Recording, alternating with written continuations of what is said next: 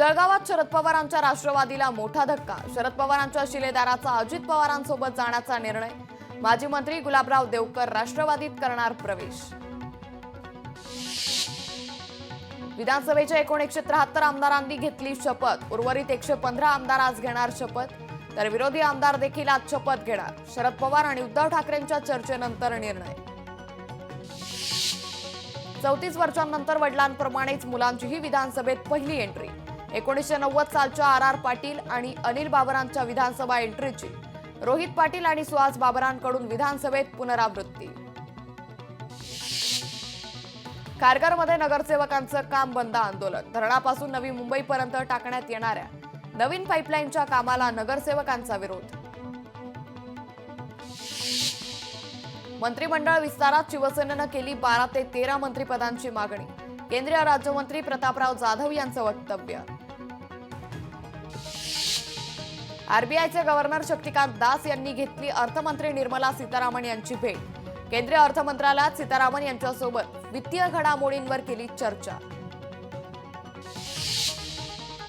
मुख्यमंत्री देवेंद्र फडणवीसांची विधानसभा सभागृह नेते म्हणून निवड होणार. सूत्रांची माहिती. तर विधान परिषदेच्या सभागृह नेतेपदी एकनाथ शिंदेंची निवड होण्याची शक्यता. राष्ट्रवादी शरदचंद्र पवार पक्ष ईव्हीएमच्या विरोधात जाणार सुप्रीम कोर्टात. सिंघवी यांना भेटून कायदेशीर सल्ला घेणार असल्याची माहिती. मी विधानसभेच्या आमदारकीचा राजीनामा द्यायला तयार. निवडणूक बॅलेट पेपरवर घ्या. संजय राऊतांचे बंधू आमदार सुनील राऊत यांचं ट्विट. मार्कडवाडीची आग सगळीकडे लागेल असं त्यांना वाटलं, अशा शब्दात जितेंद्र आव्हाडांनी सुनावलं. मार्कडवाडीत कायदा सुव्यवस्थेचा प्रश्न होता का? जितेंद्र आव्हाडांचा सवाल. बीडमध्ये शरद पवारांच्या राष्ट्रवादीतील 3 उमेदवारांचा निवडणूक आयोगाकडे अर्ज. ईव्हीएम पडताळणीसाठी निवडणूक आयोगाकडे दाखल केला अर्ज. अर्जावर 45 दिवसांनंतर निर्णय होणार. पुण्यात पालकमंत्री पदावरून राष्ट्रवादी आणि भाजपात रस्सीखेच. पुण्यात पालकमंत्री कोण होणार याकडे सर्वांचंच लक्ष. एकनाथ महाराज संस्थानच्या अध्यक्षपदी आमदार विलास भोमरे यांची निवड. विश्वस्त मंडळाच्या बैठकीत निवड करण्यात आली. 18 डिसेंबरला सांगलीत नागपूर रत्नागिरी हायवेवर होणार रास्ता रोका आंदोलन. शक्तीपीठ महामार्गाविरोधात करण्यात येणार आंदोलन. संघर्ष समितीच्या बैठकीत घेण्यात आला निर्णय. खासदार सुरेश म्हात्रे यांनी घेतली केंद्रीय मंत्री नितीन गडकरींची भेट. भिवंडीतील वाहतूक कोंडीच्या समस्येबाबत घेतली भेट. महाराष्ट्रातील 6 ग्रामपंचायतींना राष्ट्रीय पुरस्कार. पंचायत राज पुरस्कारात महाराष्ट्र शासनाला 6 पुरस्कार प्राप्त. कागलमधील प्रादेशिक परिवहन कार्यालयाच्या बॉर्डर चेक पोस्टला विरोध. कोल्हापूर डिस्ट्रिक्ट लॉरी ऑपरेटर असोसिएशनच्या नेतृत्वाखाली बॉर्डर चेक पोस्टला विरोध.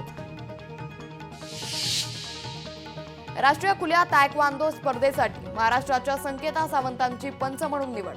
13 डिसेंबर ते 15 डिसेंबर दरम्यान होणाऱ्या तायक्वांदो स्पर्धेसाठी सावंत यांची पंच म्हणून निवड. बीडच्या वडवणी तालुक्यात देवगाव येथे खंडोबा यात्रेचा उत्साह. हातावर वारू मारून घेण्याची परंपरा आजही कायम. कोल्हापूर जिल्ह्याला अवकाळी पावसाचा तडाखा. कळीत ऊस हंगामाला अवकाळी पावसाचा मोठा फटका. नाशिक जिल्ह्यात 327 हेक्टर शेतीला पावसाचा फटका. पंचनामे करण्याची शेतकऱ्यांची मागणी. फेंगल चक्रीवादळामुळे सिंधुदुर्गात गडगडाटासह मुसळधार पावसाची हजेरी. पावसामुळे आंबा काजू पिकावर परिणाम होण्याची शक्यता. पंढरपूरच्या डाळिंबाला यवतमाळमध्ये पसंती. हिवाळ्यात आरोग्यासाठी फायदेशीर असलेले डाळिंब खरेदी करण्यासाठी ग्राहकांची गर्दी. नांदेडच्या अर्धापूर तालुक्यात ढगाळ वातावरणामुळे टरबूजाचे भाव घसरले. 10 रुपये प्रति किलो टरबूजाला भाव मिळत असल्यानं शेतकऱ्यांचं आर्थिक नुकसान. नवी मुंबईतील एपीएमसी मार्केटमध्ये मनुक्याचे दर वाढण्याची शक्यता. काही महिन्यांपासून मनुक्याचे दर स्थिर असून नवीन वर्षात हे दर वाढण्याची शक्यता. मालेगाव तालुक्यातील पांगराबंदी येथील शेतात वन्य प्राण्यांकडून तूर पिकांचं नुकसान. वन विभागानं वन्य प्राण्यांचा कायमस्वरूपी बंदोबस्त करावा, अन्यथा वन विभागाच्या कार्यालयावर ठिय्या करू शेतकऱ्यांचा इशारा.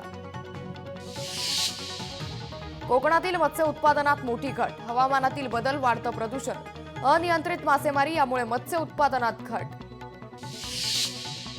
सातपाटीत यंदा पापलेट उत्पादनात दुपटीनं वाढ, मासेमारी बंदीत अवघ्या 15 दिवसांची वाढ, उत्पादनात झाली वाढ.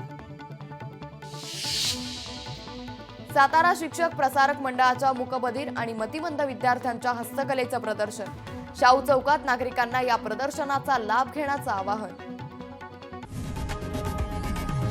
लोकशाही मराठी ऐका, पहा, जागरूक रहा.